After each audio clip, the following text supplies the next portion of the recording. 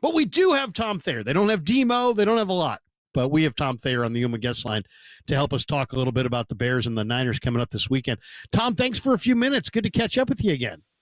It's good to catch up with you as well. Looking forward to coming out to Santa Clara on Sunday. So let's get this thing rolling. Exactly. Any reason at all to want to get out of the cold in December and January in Chicago? What does it feel like to go from that climate into a West Coast climate? I mean, do you even bring a jacket, or are you just shirt sleeves when you come out here? Yeah, it's definitely going to be pretty comfortable. But I looked at the daytime low on that day as like 49 degrees or something. And Jeff and I have to get to the stadium so early to do a live TV show back to Chicago. I'm sure that we'll feel the temperature a little bit. But, I've been talking about it all week because I think it's a comfortable temperature for the Bears, especially when they practice outside every day. When you get out to that normal temperature in a natural grass field, it's a great football playing atmosphere. But, San Francisco, after going from Green Bay to Buffalo, what you guys have faced, they have to be happy to be home as well. Let's talk before we get into Bears and get the breakdown and get into this matchup and talk a little bit about the season and Eberflus and all the things coming out of Chicago. I'd be remiss if I didn't ask you about yourself, because you are a Midwestern guy, and you've been a Midwestern guy your whole life, huh? Joliet Catholic to Notre Dame. By the way, your Golden Domers, I took them against USC Saturday minus the 7, and Talanoa, against the advice of Talanoa Hufanga, who didn't like the fact that I was wagering on Notre Dame. But your Golden Domers are looking phenomenal. Oh, my good. Marcus Freeman, and that's the defensive backfield, the O-line, Riley Leonard. I mean, I love what I see out of Notre Dame. But I got to ask you, as a little kid growing up in Joliet, was the dream to play for Notre Dame? Was the dream to play for the Bears? Are you literally, Tom, the guy who got to live his childhood dream? I am kind of, because I grew up with the Rudiger family, and I grew up with Danny Rudiger. He's a few years older than me. And so I've known of this story of Notre Dame that was, just an unbelievable dream to Danny Rudiger and stuff. And so after I had the opportunity to take some visits, because I came from a really successful high school program, and that carried over to my college visits. When I had the opportunity to go to Notre Dame, is in my hometown, that said, look, don't pass it up, because it's a great opportunity for you. It's a great opportunity for your family. And so I never thought I would have the opportunity. But once I sat in Dan Devine's office and he said, well, we're going to offer you a scholarship. Are you willing to take it? And I grew up with a mom and dad who never went to college. They were Depression era babies. So I wasn't heavily influenced into the academic side of a college choice. So my biggest reason for choosing Notre Dame was to stay close to home so my family could have a big part in my college career. Very cool. My mother grew up in Chicago on the south side, right by West Pippin Street, right next to Ford City there off the Ryan Expressway. And she was, her big brother, Dan, was a big Chicago Cardinals fan. If you can believe that. That's going way, way, way back. But they're great Bears fans in my family on my mom's side. So this is a big game, Niners-Bears. What kind of year has it been this year? I saw you guys on a lot in the summer on the Hard Knocks, and I kind of started to fall in love with some of the vibe there between Poles and Eberflus and some of the mix of players. What kind of year has it been? Honestly, in terms of the wins and losses and the accomplishments on the field, it's been super disappointing, because when they opened up against Tennessee, it was priority. You better beat these guys because you looked so bad in the opening week of the season a year ago against Green Bay. And that was so disappointing to all the Bears fans. And then the Bears were able to beat the Tennessee Titans week 1. And then they went into Houston Texans and got beat on a Sunday night. They went to Indianapolis and got beat. And then from that point on, it was an uphill climb. And then they had a 3-game stretch where you could see Caleb Williams really getting this thing turned around and starting to play the position like a lot of people expected out of him. And, it was really exciting all the way through the trip to London against the Jacksonville Jaguars. And then we came home and we went on a miserable losing streak. And nothing, I guess they're all big in the way that we lost them on a Hail Mary to Washington, on a blocked field goal to Green Bay, on the overtime loss to the Minnesota Vikings. And then everybody saw what the Bears went through on Thanksgiving Day with a lot of dysfunction at the end of that game. So, the thing about it is, I have been doing these broadcasts now for 29 years. And a couple of years ago when Mark Trestman was here, the Bears lost back-to-back games to New England and Green Bay by 50 points. But in the case there, everybody shut their TVs off at halftime and nobody paid attention to the end of the game. Well, these 4 games, from the Hail Mary to the blocked field goal to the overtime loss to the Detroit loss, it was down to the last play of the game. So every single Bear fan in Chicagoland area and across the country, they watched the game frustratingly until the end.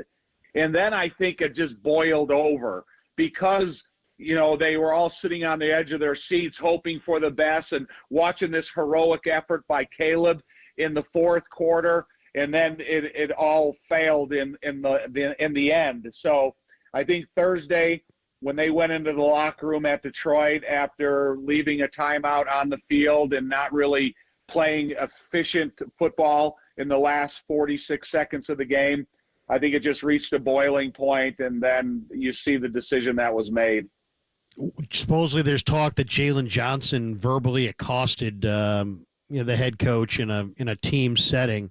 What can you tell us about that? I mean, we know Jalen Johnson's a very good football player and just got an extension. He's probably one of the leaders in the room. What do you know about that situation? There's been rumors of a lot of frustration that was being vented by some of the elder states veterans of this team. And I know Jalen is an outspoken guy. He's one of the alpha males on this football team. He's super confident in his own ability. And that's what I'm saying when it reached a boiling point, because I've been in locker rooms, with a lot of good football coaches, and that we are losing some games. But back in the day when you didn't have a guaranteed contract and you didn't have a financial tie to the football team, you really had to just kind of eat your words. And maybe you vented to your teammates, but you never outright vented to your coach, your head coach, inside a locker room like that. So listen, all right, everybody's on notice. They made the change that you wanted them to make. They went and, did everything they could do to possibly appease the elder statesmen in this locker room. So you better show it on Sunday.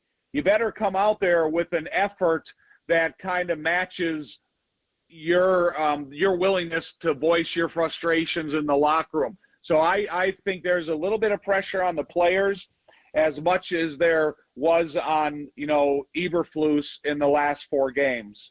What will look different from this team as far from Eberflus to the interim head coach, Thomas Brown? Yeah, that's a good question, because Eric Washington's going to take over the defense. And Eberflus has been doing a good job with the defensive play calling. The Bears were super stingy in the red zone, and they were getting some good efforts out of these guys all the way till the end of these games. And then Thomas Brown, when they made the change from Shane Waldron, he was elevated to the offensive coordinator and has done a great job, man. The guy sounds like a real head coach, because what he says at the podium during the week, it transfers to the efforts on the field. But now we need to get those fourth quarter heroics on display in the first and second quarter. And I think that's where Thomas Brown and some of the pressure is on him to make sure this is a 4-quarter performing football team in offense specifically. Now he's going to be on the field rather than up in the box. And hopefully he sees and understands and is able to call the plays as efficiently as he has been up until this point. But, nowadays I was saying if I was Thomas Brown, I would have the most experienced IT guy standing right next to me with that tablet. And if I needed to see anything instantly as the play caller, I want to have it right there. And so that's going to be the biggest, I think, obstacle to overcome with his new elevation to interim head coach and offensive coordinator, is to see how he runs the offense from field level. You know, we saw a lot of Caleb at USC out here on the West Coast, and what a great career he had there. Man, I was watching ESPN. I mean, the Bears have lost now 6 in a row, so there's been a lot of people criticizing them the last few weeks. I'm watching the former Lions quarterback on ESPN who was saying, hey, when Caleb gets to the top of his drop, he just holds the ball, and he's holding onto it way too long, and it's taking him way too long to process what he sees, and he's describing a broken quarterback. And yet that same broken quarterback threw for 340 against Minnesota's defense a couple weeks ago, and threw for 300-plus yards against Carolina earlier in the year. So what are you seeing, Tom? What do you see with Caleb? How's he progressed? Because he's had 93 yards passing in a game early this year, and he's had as many as 340 in a game. So he's had some ups and downs already. Yeah, he has. But I think the difficulty that Shane Waldron put him in terms of trying to live in 5- and 7-step drops with unrealistic throwing times behind an offensive line that was giving up pressure, it wasn't a Caleb issue. It was more of a protection issue. And now Thomas Brown has taken him in this short amount of time and gotten the ball out of his hands. You know, you look at his performances, you look at the numbers he's putting up, you look at what he's doing into the fourth quarter, you look what he did against the Minnesota Vikings, one of the most, highly percentage blitz teams in all the league. And, it's easy to sit there on ESPN when you play 12 or 13 games in your career and criticize a quarterback. But sure, I think the criticism to Caleb Williams is unfair. This guy, and I grew up in Chicago my whole life. I've been a Bears fan since '61. I played here for 10 years. I've been broadcasting for 29 years. This is the best quarterback that the Bears have had. And so whatever they have going forward, I think is a positive, because you have the most important position already picked out for hopefully the next decade. And when Kevin Warren and Ryan Poles met the media after they got rid of Eberflus, they did go up and say that this was going to be a super desirable job for a coaching search because of Caleb. And I agree with them. And they have a lot of marquee players, whether it's T.J. Edwards and Tremaine Edmonds and Jalen Johnson and Montez Sweat and D.J. Moore and, Cole Kmet, DeAndre Swift. They have a lot of assets in place. Now it's going to be up to Ryan Poles, hopefully more through the draft and free agency, to put together an offensive line that's going to be able to grow along with Caleb and, hopefully continue his projection to the upper tier of quarterbacks in the league. What do you think of this defense? I mean, I know there's some good defensive personnel here. Dexter's had a nice little year. Montez is a tremendous player. You guys traded for Darrell Taylor, so he comes over from Seattle. Austin Booker got off to a really hot start, the rookie out of Kansas. What do you think of this defense overall? To me, it seems like they should be ranked a lot higher than they are. I mean, if you look at the numbers, they look like a defense that's, I think more of like a top-tier type defense, a top half of the league, and they're 22nd. Well, what's really hurt them is they lost Andrew Billings a couple weeks ago. And it's really hard to replace that 6'3", 335, 340-pound frame that's important to the interior of that defense. Javon Dexter's doing a nice job. He's developing as that three-technique defensive tackle. He's long, tall, and strong. He's a good athlete. He's got versatility built in his game. But they haven't found that piece to really have that Andrew Billings role where he can help them on first down and then second and medium type of downs before they're, have the rush passing personnel put on the field. And Andrew Billings did a better job of protecting the linebackers and giving those guys the freedom to run sideline to sideline.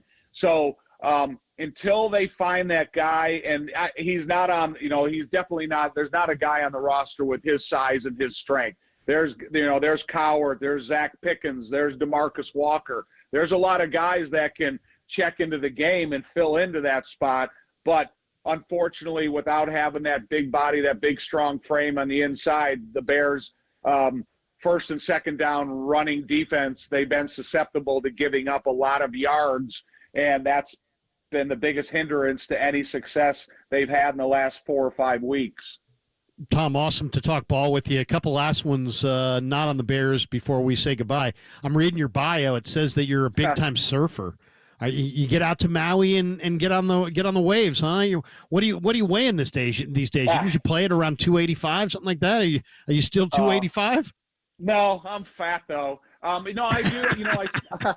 I used to spend all my off seasons out in Maui working out and conditioning and stuff with a lot of different type of people that were doing different things. I was always in the weight room. That was my go-to spot.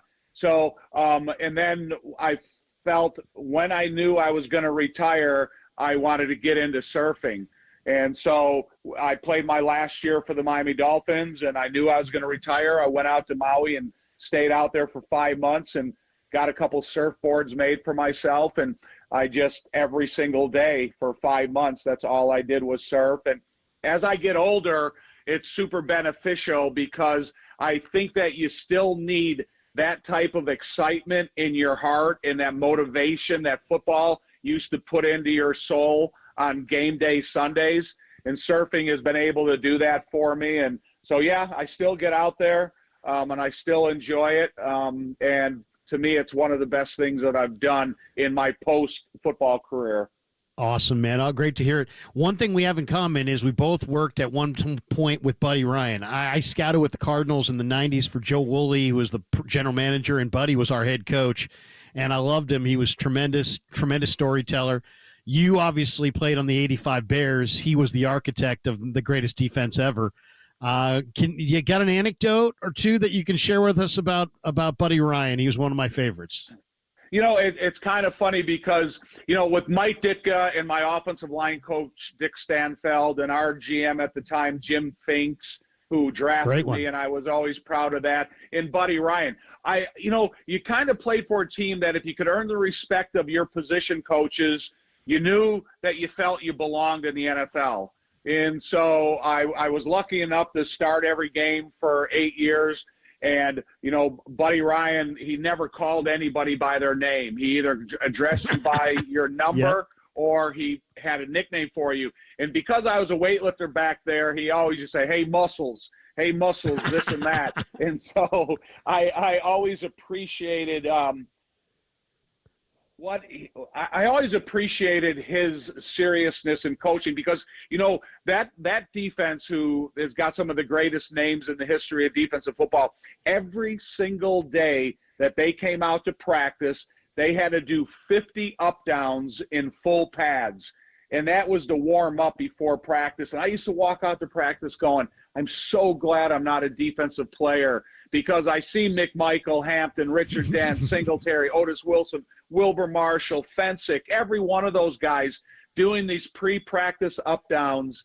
And I was thinking, God, Buddy Ryan must be a miserable guy to play for. But listen, those guys wrote a letter to George Halas when they hired Ditka saying, this is the defensive coordinator that we should think should be kept on staff, even though you're hiring Mike Ditka as the head coach. What an era. And by the way, Jim Finks, Jim Finks, 83 draft, Jimbo Covert, Willie Gault, Dave Dewerson, the late Dave Dewerson, Richard Dent, Mark Bortz, this guy named Thayer. Not bad.